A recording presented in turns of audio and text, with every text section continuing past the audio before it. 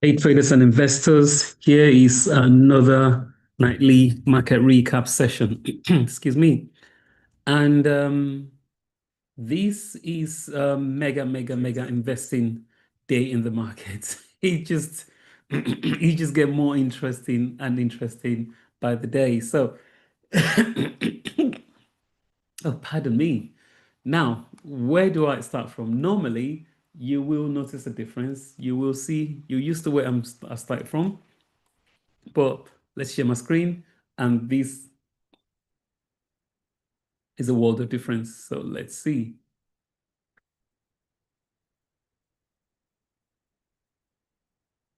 Doing something different today for obvious reason, of course. And because it's it's it's a very impressive day in the market today. And boom, what do we have? Gold, gold, gold. What an amazing day. I think this time last year, gold was just about hovering. Well, that was 5 years ago. But where is it? Where did we where was the 2000 mark? There you go. Yeah, January 2024, gold was just 2000 and it has ripped and more than doubled over a year and 9 months. So gold hit $4,000 per ounce for the first time ever. And congratulations to the holders. Again, I didn't have the stay power for gold or with gold, unfortunately. But there you go, 4,000. Where does this stop? Nobody knows. Why is it ripping? Of course, there's so much uncertainty in the markets. Initially, we had President Trump to blame with practices over the, what's it called? Over the Liberation Day, tariff, etc. But right now, we can't. There's just so much uncertainty. Government shutdown still persists into the second week. So there was a tweet from President Trump. Let's see if I can post the tweet. Excuse me. I don't know if I'm not going to say he's playing the blame game, but there you go. He just said, and let's expand it. President Trump said, Democrats have shut down the United States government right in the midst of one of the most successful economies, including a record stock market that our country has ever had. This has sadly affected so many programs, services, and other elements of society that Americans rely on, and it should not have happened. I have find sorry, I am happy to work with the Democrats on their failed healthcare policies or anything else. But first, they must allow government to reopen. In fact, they should open our government tonight, of course. But that didn't move the needle. I did talk about the shutdown, and we do have the unfortunate circumstance whereby we cannot get certain economic data. So market does not care, and it just keeps roaring and rallying. Bitcoin also keeps making a move. What do we see? I think it topped 125,000 a couple of days ago. And come on, trading view. There you go, 123,000. So we had a gentle pullback right there. And as a result of that, we have some Bitcoin nominated assets. Um, Cla there you go. CleanSpark. He just made a monster move, monster move. Even the penny stock, which they wanted to create an Ethereum treasury. And how did that go? Again, he hit the magic four, which I think I was calling this in the group at some point. So yeah, congratulations. We made, I think this market is just so easy to trade. It's, the strategy to trade this market to profit is good news, buy. Bad news, buy the dip. No news, keep buying. So literally buy, buy, buy. I see no valuation, nothing. And why the shots are not playing? I've been talking about this. Why, make shots great again? Why are people not shorting, or people are scared to short? What did I say today? I said triple top S&P, all time of all highs of all time highs, and they are still no, they're still not, and they're still not back. I'm talking about the shorts now. The mascot make shorting great again. Come on, Uncle Trump. That's something what I tweeted, well, no, posted in the group today, just as a jest. But anyway, speaking of today, we had this stock here. I think it's an ADR, since everyone is screaming AI, AI, AI, and they just came on saying, look, we are anti-AI. And I kind of think it makes sense because look, everyone is AI. What about we don't want to be AI? We don't think we can be swallowed by AI. We are a company which, we're going to be working on companies from being swallowed by AI. I don't really know much what they do other than the fact that it's anti-AI, this company here. And been around for a while. I only heard about it today. And he had a big 14 or 15% move in the market and it stayed. So, yeah, that's got a good stay power. I think it's something I want to be paying attention to. I'd like to see the progress, see how it's done. Again,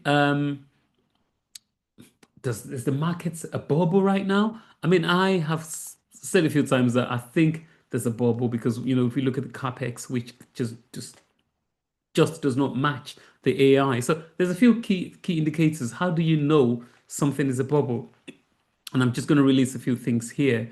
If you identify, or the market top really, if you want to identify market top and you feel like it will turn, nobody can time it perfectly, but there's optimism and you've and euphoric widespread investor enthusiasm, often bordering on speculation, especially in certain sectors like the tech, and it can be seen as rising stock values, headlines, and analyst pricing targets. So I think we're getting a hint of that.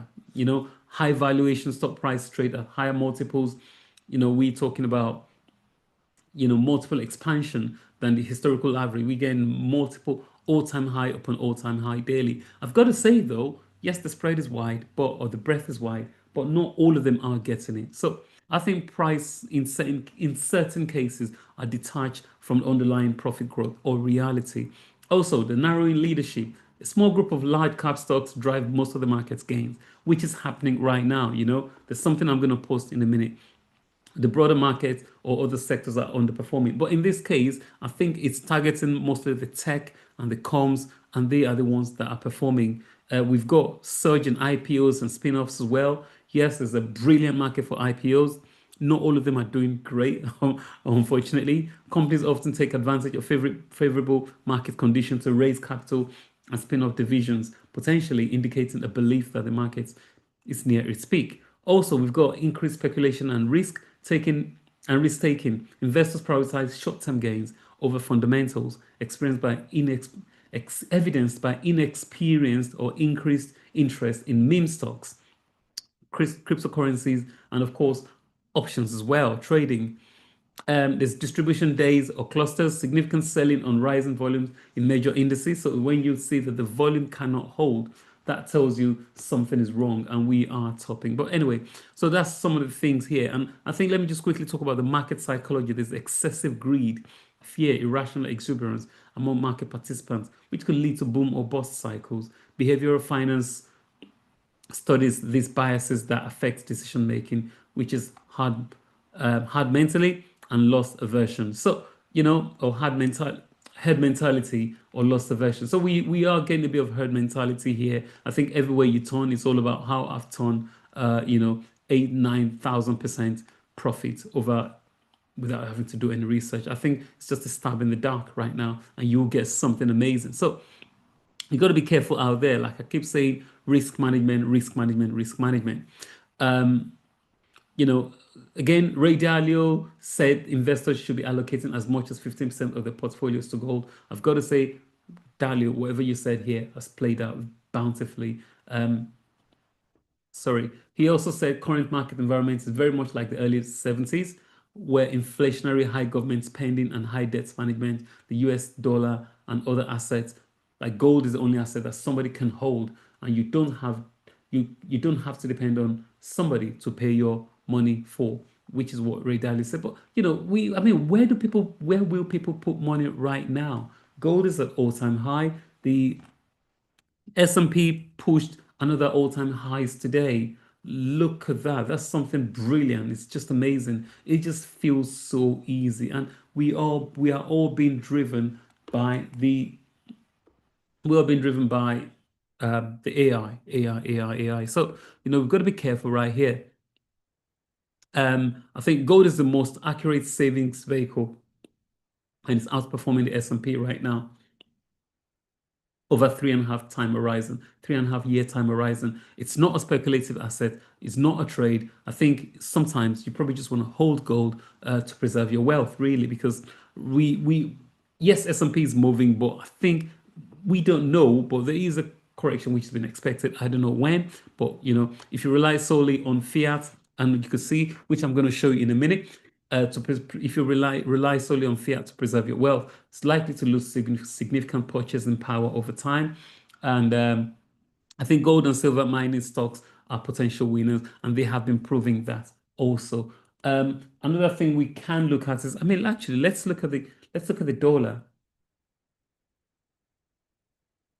and see how it's performing. So, I mean, I did say the market was going to cool off today, or what? Well, not today. That I did say the market was cooling, and we could see the dollar right there, trying to peak. But again, there was an FOMC note that was released today, which says there's more evidence or favored towards rate cuts very soon. So again, and he just pushed the market up insanely, really. So what are a few other things I was trying to talk about today? Yes, Cisco, they rolled out a chip designed to connect AI data centers over vast distance. That was according to Reuters again. How is Cisco doing? I think Cisco and this is quite funny. Is it HPE? They are competitors actually, and HPE just kept pushing all-time high. But I know Cisco has been struggling. I mean, no, I was talking about cost been struggling. Sorry. Yeah. So Cisco, the old the old boy came back, and it's just kind of work from the dead. I will say. Sorry. The I don't know why. This is not a great advert for Trader View. It's been sluggish, but Cisco back there. Also HPE. HPE also all-time high upon all-time high. I mean, somebody said, is this how easy it is to make money? Well, I'm sorry, the market's not always like this. Look at that V-shaped recovery for HPE. That is amazing. Okay.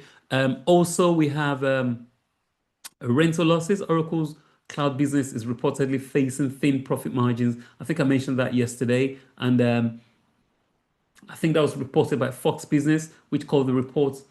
But Oracle, I think Oracle, Oracle said it was off base. Why not? I mean, everybody wants to make profit in this crazy, amazing rally. So let's see how Oracle has been performing today. I can't really say much other than, look, this is a very insanely easy market to trade, but we know more people are gambling at the same time. You got to be careful, please. Also, XAI is spending $20 billion on NVIDIA chips as per Bloomberg. And again, I mean, that's private. So um, shorts are not making any money right now. You can't make money shorting anything. The DXY is it's been holding above the 98 level, a little bit neckline, inverse head and shoulder, and it continues. But what about VIX? VIX. So VIX has not been saying much actually, and nobody cares about VIX right now. Let's see.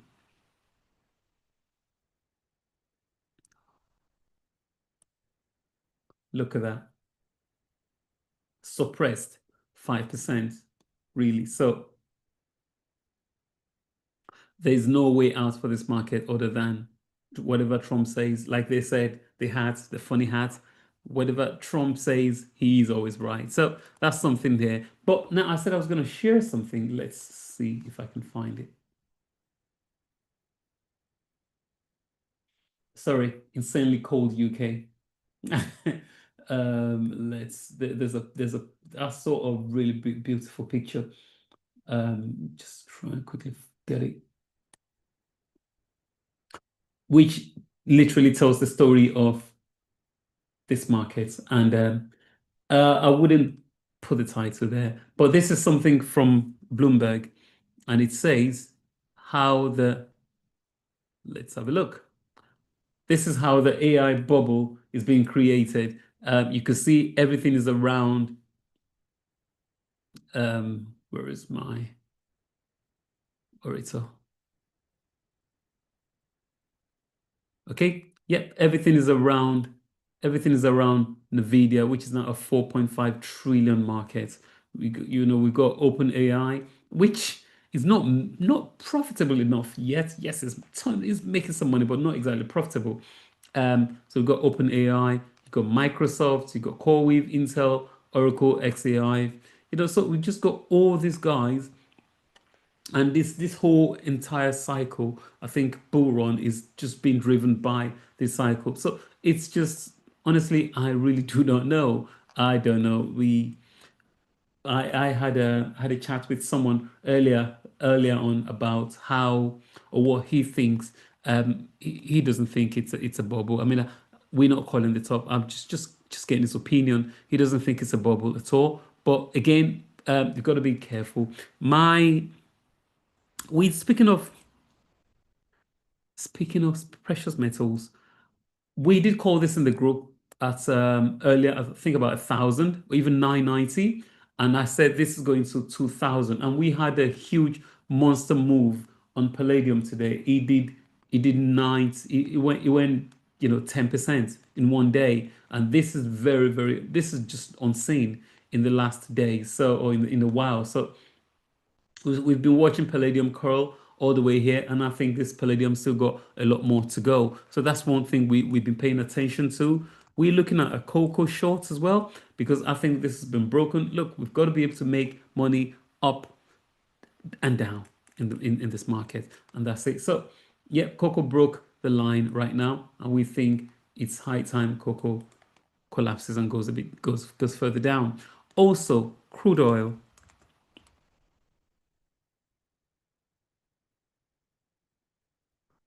Oil kind of made a little bit of a comeback to 62, but again it still hasn't broken this line or this trend, so we just keep watching oil for now. We can't really call anything else right here with oil, or whichever way. But anyway, as far as this trading or this market is concerned, like I keep saying, you got to have your wits with you. It feels very easy to call. Something I was going to say, yeah. So we've got what, inflation, soaring debt, government spending. It feels like it's just time to party like it's 1970, but that means you should hold more gold than usual, which is according to Bridgewater founder Ray Dalio. Gold is the most fundamental harder currency according to Ray Dalio, and right now I've got to say gold is winning. See you at the next one. Thank you. Bye bye.